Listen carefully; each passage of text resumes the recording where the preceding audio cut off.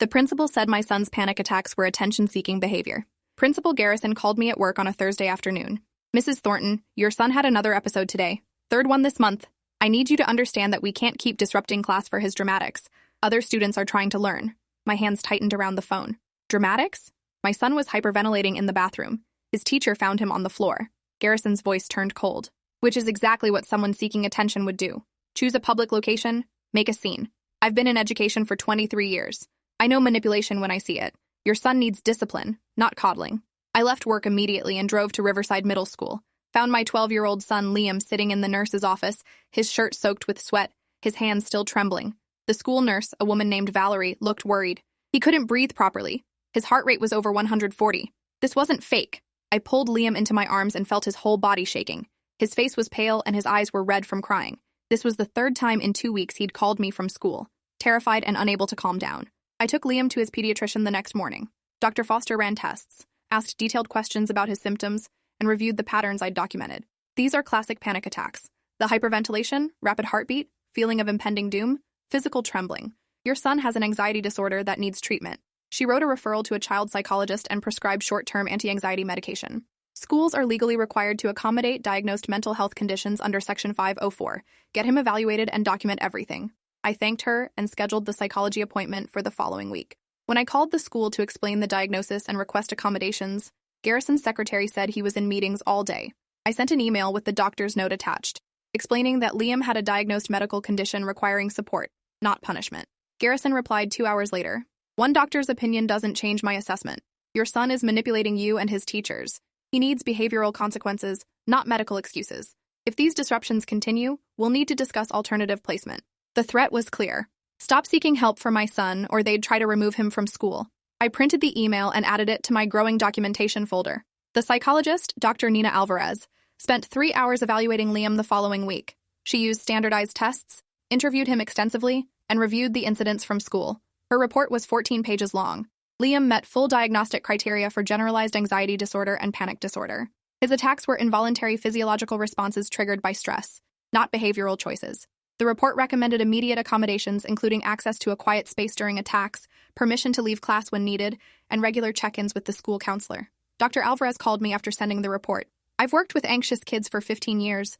Your son's symptoms are severe and getting worse. The school's refusal to help is making things worse. He's developing school avoidance because he's being punished for having a medical condition." I thanked her and immediately sent the full psychological evaluation to Principal Garrison with a formal request for a 504 meeting. Garrison scheduled the meeting for 3 weeks later. 3 weeks of Liam going to school terrified, having panic attacks, and being sent to the office as punishment. I documented every incident. On Monday, Liam had an attack during math class. His teacher, Mr. Booth, told him to stop making noise and sent him to the hallway. Liam sat in the hall hyperventilating for 20 minutes before another teacher found him and brought him to the nurse. On Wednesday, Liam tried to excuse himself when he felt an attack starting. Mr. Booth refused to let him leave, saying he was just trying to avoid a test. Liam had a full panic attack at his desk, crying and struggling to breathe while his classmates stared. Mr. Booth sent him to Principal Garrison's office. Garrison called it disruptive behavior and gave Liam detention. On Friday, Liam begged me to let him stay home. "They think I'm faking, Mom. Mr. Booth told everyone I'm just trying to get attention. Now the other kids make fun of me. I made him go anyway because missing school would only give Garrison ammunition to claim Liam was avoiding consequences." The 504 meeting finally happened on a Monday morning. I arrived with Dr. Alvarez's report, Dr. Foster's medical records, and my documentation of every incident. Garrison sat at the head of the conference table with Mr. Booth, the school counselor Karen Steele, and the district's 504 coordinator, a woman named Joyce Landry. I presented the medical documentation first. Garrison barely glanced at it. "Mrs. Thornton, I understand you want to believe your son has a medical condition, but I've observed his behavior personally. These episodes only happen when he wants to avoid something. Tests, presentations, group work, never during recess or lunch. That's not anxiety, that's calculated manipulation." Dr. Alvarez had warned me this might happen. I pulled out my timeline. "Actually, Principal Garrison, Liam had an attack during lunch last week, and one during recess the week before. I have the nurse's documentation." Garrison's jaw tightened. "Regardless, we can't create a precedent where students get special privileges by claiming mental health problems. Every kid would suddenly have anxiety." Joyce Landry, the 504 coordinator, finally spoke up. "Principal Garrison, federal law requires schools to provide accommodations for diagnosed disabilities. Mental health conditions are covered under Section 504. This isn't optional." Garrison turned to her with barely concealed anger. My school will not be run based on diagnoses from doctors who see these kids for an hour and declare them disabled. I know these students. I see them every day. I know when they're actually struggling versus when they're gaming the system. Joyce's face went red, but she opened her laptop. The evaluation is thorough and meets all diagnostic criteria. We need to create an accommodation plan immediately. Over the next hour, we drafted a 504 plan. Liam would be allowed to visit the counselor's office when he felt an attack starting. He could take breaks as needed. Teachers would not punish him for anxiety-related behaviors. The plan had to be signed by everyone at the table. Garrison signed it last, his pen digging into the paper so hard it tore slightly. This won't solve anything. You're teaching your son that he can run away whenever things get difficult. The 504 plan went into effect the next day. It lasted exactly 5 days before Garrison began undermining it. On Thursday, Liam felt an attack starting during science class. He showed his teacher, Mrs. Reyes, his 504 card that granted him permission to leave. She sent him to Karen Steele's counseling office. Liam knocked on the door, but Karen wasn't there. He waited in the hallway, trying to breathe through the attack, but it got worse. A teacher passing by found him and brought him to the nurse. Garrison called me that afternoon. Your son left class without permission and was found wandering the halls. That's a violation of school policy. He'll serve detention tomorrow. I reminded him about the 504 plan. He followed the plan exactly. The counselor wasn't available. That's not his fault. Garrison's voice was ice. The 504 plan allows him to visit the counselor, not wander the building unsupervised. If the counselor isn't available, he needs to return to class. That wasn't what the plan said, and Garrison knew it. But arguing wouldn't help. I documented the incident and called Joyce Landry. Joyce scheduled an emergency meeting for the following week to clarify the 504 plan. Before that meeting could happen, things got worse. Liam had a severe panic attack during gym class. The teacher, Coach Daniels, told him to man up and refused to let him leave. Liam collapsed on the gym floor, hyperventilating and crying. Other students gathered around filming on their phones. Coach Daniels finally called the nurse after several minutes. Valerie found Liam in acute distress, gave him a paper bag to breathe into, and called me. When I arrived, Garrison was already in the nurse's office. Mrs. Thornton, your son created a major disruption during gym. He needs to learn that the real world doesn't stop for every little anxiety moment. You're doing him a disservice by reinforcing this behavior. I looked at Liam, who was still shaking and pale, and felt rage building in my chest. My son has a documented disability. You are legally required to provide accommodations. What you're doing is disability discrimination. Garrison stood up. What I'm doing is preparing your son for reality. Now take him home and teach him some resilience. I took Liam home and called an attorney specializing in education law. Her name was Diane Fletcher, and she agreed to meet me the next morning. I brought every document, every email, every piece of evidence showing the school's pattern of refusing accommodations and punishing Liam for his disability. Diane reviewed everything for 2 hours. This is clear-cut disability discrimination. The principal is violating federal law. You have grounds for a complaint with the Office for Civil Rights and potentially a lawsuit. She explained the process. First, file a formal complaint with the district superintendent. Document every violation of the 504 plan. If the district didn't resolve it, escalate to OCR. Keep your son home if you need to. His safety and mental health are more important than attendance right now. I filed the superintendent complaint that afternoon, detailing every incident where Garrison had violated or undermined Liam's 504 plan. Superintendent Dr. Harold Cross called me 2 days later. I've reviewed your complaint. Principal Garrison will be counseled on proper 504 implementation. I'm confident we can resolve this internally. But nothing changed. Garrison became more careful about how he violated the plan, but the violations continued. He scheduled Karen Steele for meetings during times when Liam typically needed support, making the counselor unavailable. He instructed teachers to document every time Liam left class, building a case that Liam was abusing his accommodations.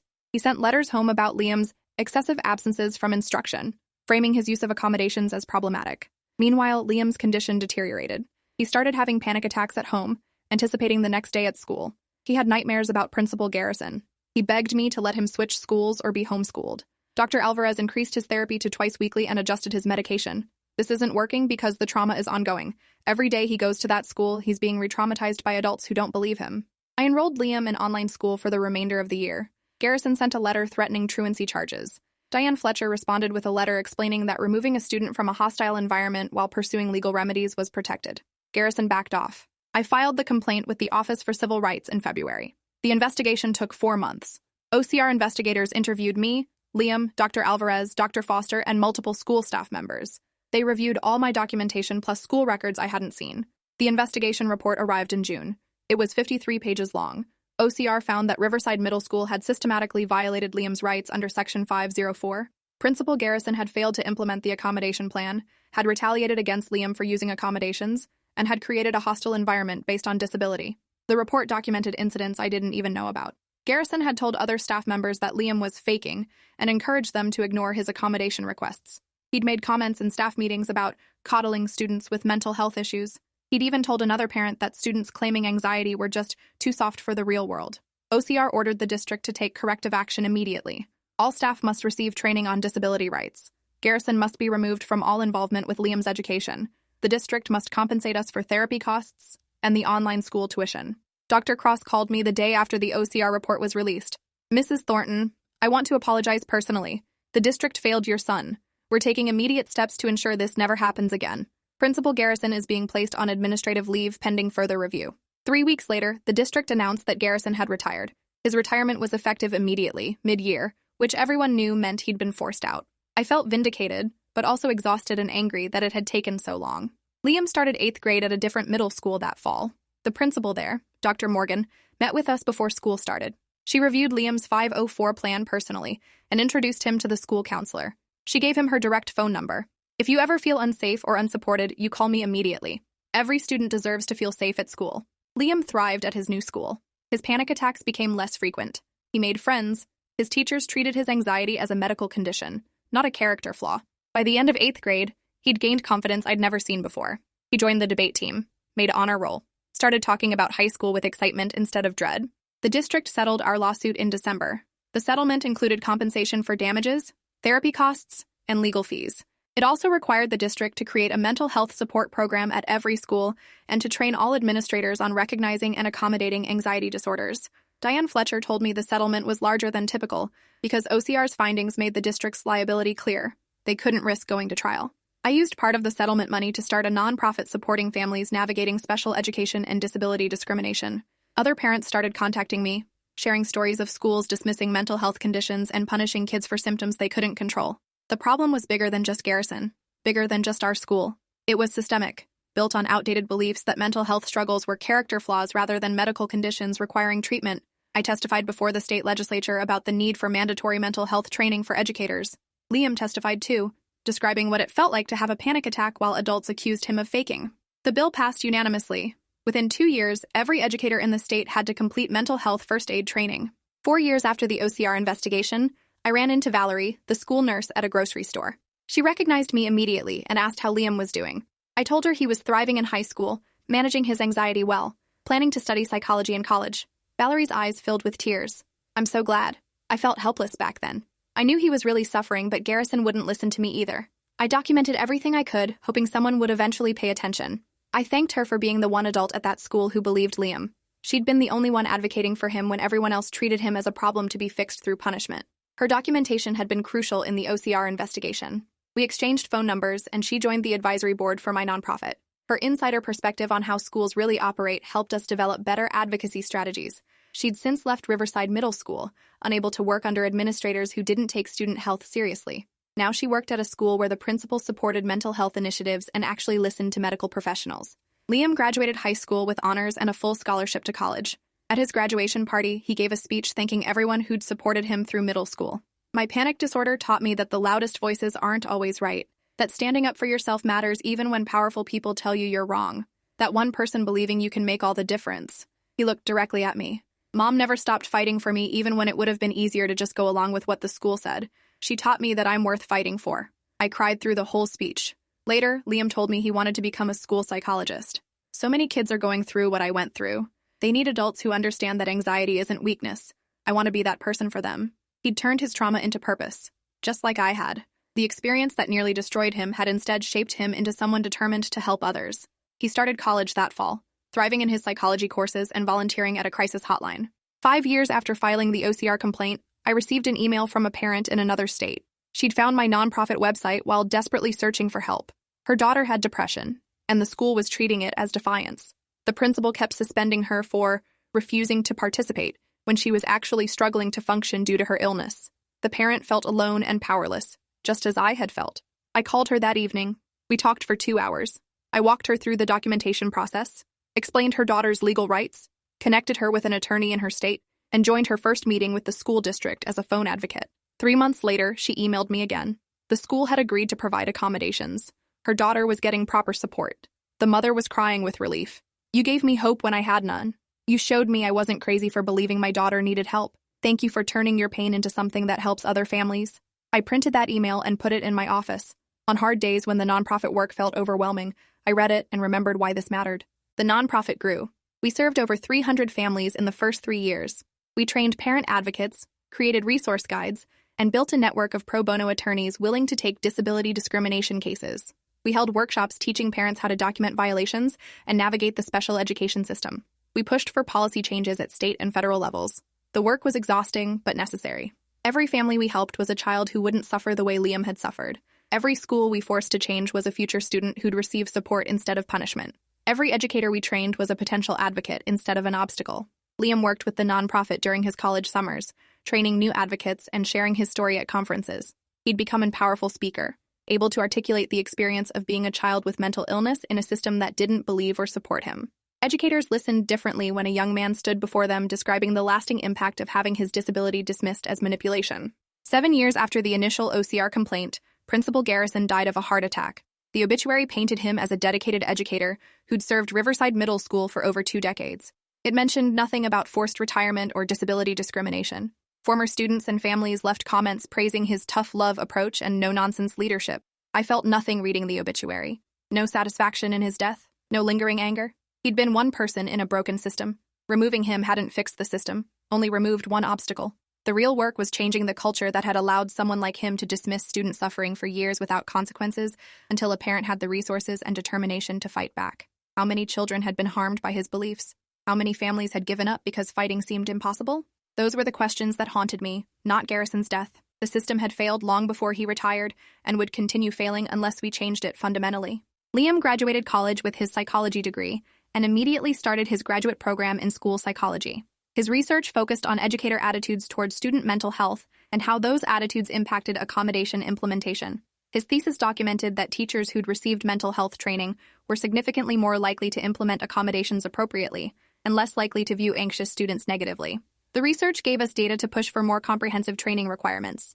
Liam presented his findings at national education conferences. He consulted with school districts developing mental health support programs. At 23, he'd become an expert in the field that had once nearly destroyed him. He told me once that going through that experience in middle school, as traumatic as it was, had given him insights that made him better at his work. I know what it feels like to be dismissed by adults who should help you. I know the lasting damage that causes. That knowledge makes me fight harder for kids who are going through it now. 10 years after I first received that phone call from Principal Garrison, I stood in the state capitol building watching the governor sign a comprehensive school mental health bill into law. The bill required mental health professionals in every school, mandatory training for all staff, and clear protocols for accommodating students with mental health conditions. It established an oversight system to ensure compliance and consequences for schools that violated student rights. Liam stood next to me, having testified powerfully before the legislature about his experiences. Other students had testified too, sharing stories of being punished for depression, anxiety, and other conditions. The accumulated testimony made it impossible for legislators to ignore the problem. This was the victory that mattered, more than any settlement or OCR finding. Real systemic change that would protect thousands of students across the state. It wouldn't prevent all discrimination or ensure perfect support, but it created accountability and resources that hadn't existed before. Students would have recourse when schools failed them. Parents would have clearer paths to advocacy. Educators would have training to recognize and support mental health needs. After the bill signing, a reporter asked me if I felt the fight had been worth it. I looked at Liam, now a confident young man dedicating his career to helping students like he'd once been. I thought about the hundreds of families our nonprofit had served. I considered the policy changes we'd helped push through. Principal Garrison told me I was teaching my son to run away from difficulty by seeking accommodations for his disability. But what I actually taught him was that you fight for what's right even when powerful people tell you you're wrong. That standing up for yourself and others matters. That systems can change when people refuse to accept injustice. So yes, the fight was worth every difficult moment, because my son learned that his voice matters, his suffering wasn't his fault, and he had the power to create change, and now he's using that power to help others. The reporter wrote down my words and asked Liam what message he'd give to students currently facing similar dismissal of their mental health needs. Liam answered without hesitation. You're not faking. You're not weak. You're not seeking attention. Your suffering is real and you deserve support. Don't let anyone convince you otherwise. And if the adults around you won't help, find the ones who will. They exist. Keep fighting until you find them. Years later, Liam got a job as a school psychologist in the district where he'd once suffered. The administration had changed completely. New superintendent, new principals, new focus on student mental health. He requested placement at Riverside Middle School specifically, wanting to ensure no student there would go through what he'd experienced. His first week, he reorganized the counseling office to make it more welcoming for anxious students. He trained teachers on recognizing panic attacks and responding supportively. He created a quiet room where students could go during mental health crises without fear of punishment. He built relationships with every student who had an anxiety-related 504 or IEP, letting them know his door was always open. Parents started requesting him specifically for their children's evaluations, knowing he understood what their kids were experiencing. Teachers sought his advice on supporting struggling students. Within 2 years, Riverside Middle School became a model for mental health support. Other schools sent teams to observe Liam's programs. He presented at state conferences, trained new school psychologists, and consulted with districts developing support systems. The school that had once been hostile to student mental health became a leader in addressing it, largely because a former student refused to let the past repeat itself. Thanks for watching till the end. Make sure to subscribe and like to not miss the next story.